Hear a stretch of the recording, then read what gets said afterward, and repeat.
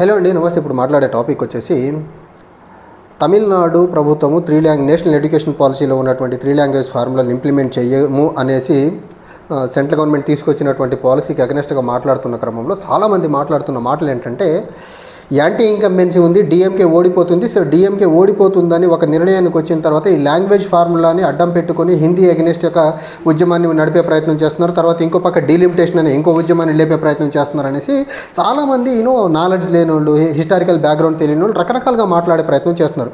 ఇక్కడ మనము తమిళనాడు అనే రాష్ట్రంలో హిందీ వ్యతిరేక ఉద్యమము అదేదో నరేంద్ర మోడీ 2014లో ప్రధానమంత్రి అయిన తర్వాత నేషనల్ లెవెల్లో జరుగుతున్నటువంటి రిక్రూట్మెంట్ ఎగ్జామ్స్ నీట్ ఎగ్జామ్ని అపోజ్ చేస్తున్నారు. అప్పటి నుంచి స్టార్ట్ అయింది కాదు తమిళనాడులో హిందీ వ్యతిరేక ఉద్యమం. తమిళనాడులో హిందీ వ్యతిరేక ఉద్యమం బ్రిటిషర్స్ ఉన్న టైంలో 1935 తర్వాత జరిగిన జనరల్ ఎలక్షన్లో సి రాజగోపాలాచారి గారు మద్రాస్ ప్రెసిడెన్సీకి ముఖ్యమంత్రి అయిన తర్వాత బ్రిటిష్ గవర్నమెంట్ ఇచ్చినటువంటి ఇన్స్ట్రక్షన్స్ ప్రకారం దగ్గరగా 125 గవర్నమెంట్ సెకండరీ స్కూల్స్లో హిందీ లాంగ్వేజ్ని ఇంట్రడ్యూస్ చేయాలని ఒక నిర్ణయానికి వచ్చిన తర్వాత బ్రిటిష్ ప్రభుత్వానికి వ్యతిరేకంగా అప్పటికి పెరియార్ గారు బతుకున్నారు. పెరియార్ గారు హిందీ ఉద్యమాన్ని లీడ్ చేశారు. ఎందుకు లీడ్ చేశారు?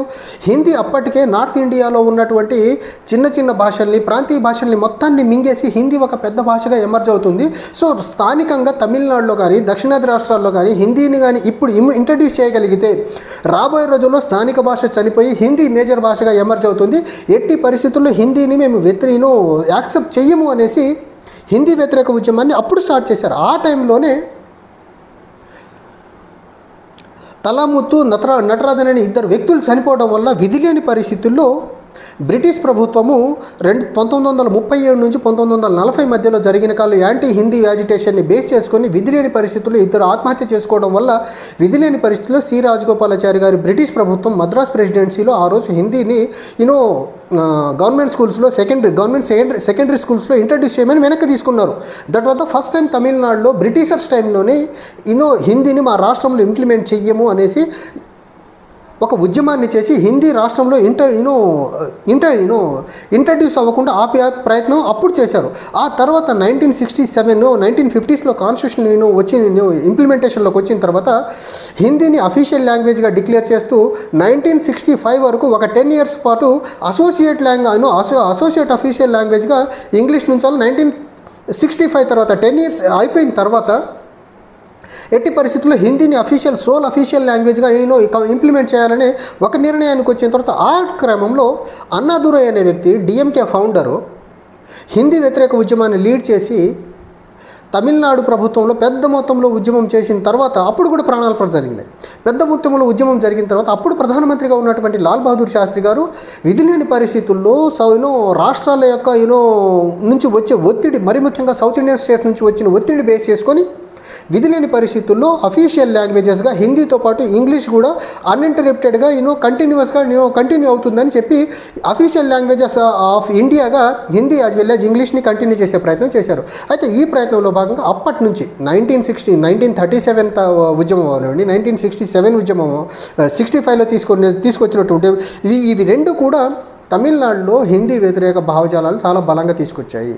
ఆ తర్వాత 1990స్లో కూడా అగైన్ హిందీ లాంగ్వేజ్ని 3 లాంగ్వేజ్ ఫార్ములా ఇంట్రడ్యూస్ చేయాలనుకున్నప్పుడు కానీ లేకపోతే నేషనల్ లెవెల్లో జరుగుతున్నటువంటి రిక్రూట్మెంట్ గవర్నమెంట్ జాబ్స్కి సంబంధించినటువంటి రిక్రూట్మెంట్ ఎగ్జామ్స్లో కూడా హిందీ ఇంగ్లీష్లో కాకుండా లోకల్ లాంగ్వేజెస్లో ఉండాలి అనేసి అన్ని పార్టీలు తమిళనాడులో అన్నాదురై 1965లో చేసినటువంటి యాజిటేషన్ తర్వాత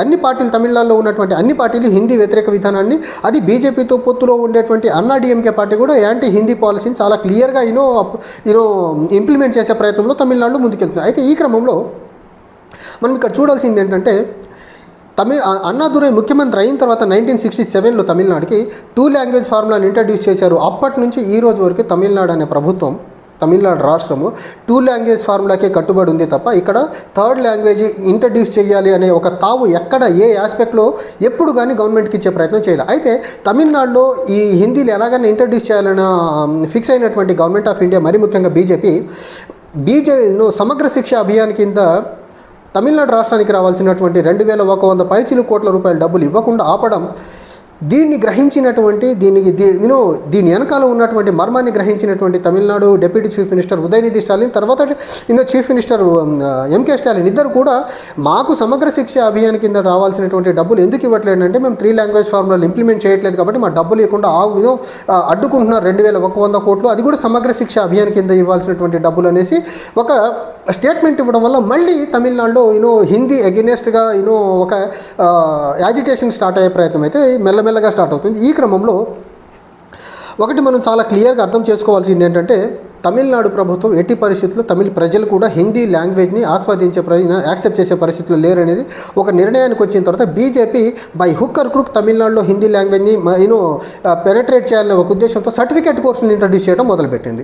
కానీ సర్టిఫికేట్ కోర్సులు ఇంట్రడ్యూస్ చేస్తుంది, నేర్చుకునే వాళ్ళకి ఫెసిలిటీస్కి కల్పించే ప్రయత్నం చేస్తుంది. కానీ తమిళనాడు ప్రభుత్వానికి ఇవ్వాల్సినటువంటి సమగ్ర శిక్ష అభియాన్ కింద 2150 కోట్ల రూపాయల డబ్బులు ఇవ్వాల్సింది. ఆ డబ్బులు ఇవ్వకుండా మాత్రం అడ్డుకునే ప్రయత్నమే చేస్తుంది.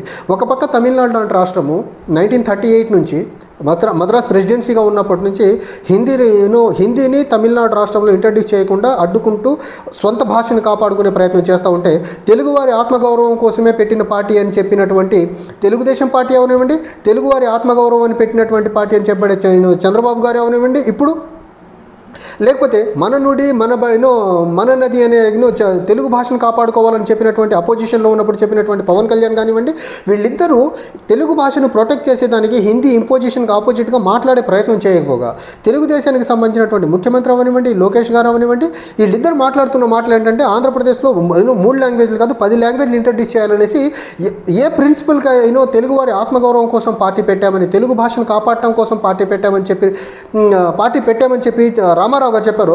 రామారావు గారి యొక్క ఐడియల్స్కి అగెనెస్ట్గా ఈరోజు లోకేష్ గారు, చంద్రబాబు గారు అంటే ఆంధ్రప్రదేశ్ యొక్క ఆంధ్రుల ఆత్మగౌరవం కోసమే నేను కూడా వచ్చానని చెప్పినటువంటి పవన్ కళ్యాణ్ గారు బీజేపీ రాజకీయాలకు సరెండర్ అయిపోయి బీజేపీ పాలసీస్ అన్నింటినీ తూచా తప్పకుండా ఇంప్లిమెంట్ చేసి తద్వారా రాజకీయంగా బీజేపీ దగ్గర నుంచి కొంచెం బెనిఫిట్ పొందాలనే ఒక దురుద్దేశంతో ఉన్నటువంటి టీడీపీ జనసేన పార్టీలు రెండు కూడా ఈ 3 లాంగ్వేజ్ ఫార్ములా విషయంలో హిందీ ఇంపోజిషన్ విషయంలో మాట్లాడకపోగా 3 కాదు 10 భాషలు నేర్చుకోండి అని చెప్పే ప్రయత్నం చేస్తున్నారు. అంటే వీళ్ళ యొక్క తెలుగు భాష పట్ల వీళ్ళకున్న గౌరవం చూడండి.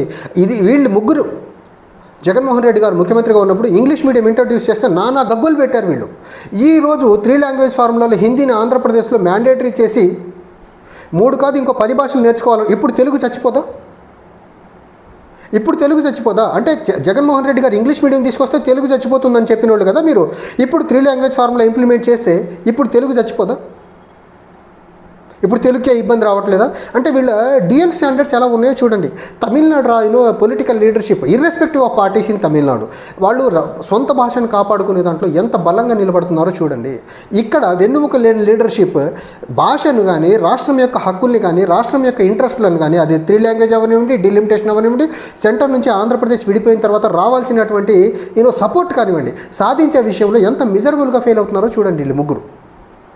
సో తెలుగువారి ఆత్మగౌరవాన్ని కాపాడలేని వీళ్ళు రాష్ట్రాన్ని ఏదో అభివృద్ధి చేస్తారు, లేకపోతే తెలుగు భాషను కాపాడలేని వీళ్ళు అని రామారావు గారు ఆశయాల అనుగుణంగా నడుస్తుంది తెలుగుదేశం పార్టీ అని చెప్తున్నారంటే ఎంత నిస్సిగ్గుగా, ఎంత దిగజారి, ఆంధ్రప్రదేశ్ ప్రజల్ని ఎంత ఘోరంగా డైవర్ట్ చేస్తున్నారో చూడండి. తమిళనాడులో ఒక పాలసీ 1937లో తీసుకున్నారు. ఈ రోజుకి అదే పాలసీ. పార్టీలు ఏమన్నా ఉండేవండి పవర్లో, ఒకటే 2 లాంగ్వేజ్ ఫార్ములా. కానీ ఆంధ్రప్రదేశ్లో ఒక పాలసీ లేదు. లాంగ్వేజ్ని ప్రిజర్వ్ చేయాలి, ప్రొటెక్ట్ చేయాలని ఒక పాలసీ లేదు. సెంటర్కి అగెనెస్ట్గా ఫైట్ చేయాలని ఒక కన్సల్టేటెడ్ పాలసీ లేదు పొలిటికల్ పార్టీస్ దగ్గర, మరీ ముఖ్యంగా జనసేన టీడీపీ దగ్గర. సో ఈ రకంగా వీళ్ళు రాష్ట్రాన్ని కాపాడుతారు అంటే మనం ఎలా నమ్మాలో కూడా అర్థం కాని పరిస్థితి. ఒకటి మాత్రం చాలా క్లియర్, తమిళనాడు 1937 నుంచి ఈ రోజు వరకు ఎలా వాళ్ళ భాషని కాపాడుకునే దాంట్లో ముందుకెళ్తున్నారో దానికి క్వైట్ కాంట్రరీగా ఇక్కడ ఆంధ్రప్రదేశ్లో ఉన్నటువంటి జనసేన యాజ్ వెల్ యాజ్ టీడీపీలు మాత్రం తెలుగు భాషను చంపేదానికి, ఆంధ్రప్రదేశ్ రాష్ట్రం యొక్క ఇంట్రెస్ట్ని బీజేపీ దగ్గర తాకట్టు పెట్టేదానికి పనిచేస్తున్నాయి. సో రెండు పక్క రాష్ట్రాల్లో ఉన్న కాంట్రరీ చూడండి. రాజకీయ స్వార్థమే ఒక పక్క ఆంధ్రప్రదేశ్లో బీజేపీతో మిత్రత్వంలో ఉండి రాజకీయ స్వార్థం కోసం టీడీపీ జనసేన చేస్తున్నటువంటి రాజకీయాలు చూడండి. ఇంకో పక్క రాష్ట్రం యొక్క హక్కుల కోసం అది డీలిమిటేషన్ పరంగా రిప్రజెంటేషన్ అవ్వనివ్వండి, లేకపోతే హిందీ లాంగ్వేజ్ ఇంపోజ్ కాకుండా అడ్డుకునే ప్రయత్నం కానివ్వండి, రాష్ట్రంలో ఉన్నటువంటి అన్ని పార్టీలు ఒకతాటిపైకి వచ్చి నిలబడుతున్న విధానాలు చూడండి. రెండు క్వైట్ కాంట్రాస్టింగ్ ఫినామినాస్ అనమాట రాష్ట్రం హక్కులు కాపాడే దాంట్లో తమిళనాడులో, ఆంధ్రప్రదేశ్లో. సో తమిళనాడుని చూసి నేర్చుకోవాల్సింది చాలా చాలా చాలా ఉంది ఆంధ్రప్రదేశ్ పొలిటికల్ లీడర్షిప్. కానీ మనోళ్ళు రాజకీయ బానిసత్వానికి అలవాటు పడి ఉన్నారు కాబట్టి ఎట్టి పరిస్థితుల్లో వీళ్ళు తమిళనాడు నుంచి ఇన్స్పిరేషన్ తీసుకొని రాష్ట్రం యొక్క హక్కుల్ని, రాష్ట్ర భాషని కాపాడతారని నేనైతే అనుకోవట్లేదు. Thank you.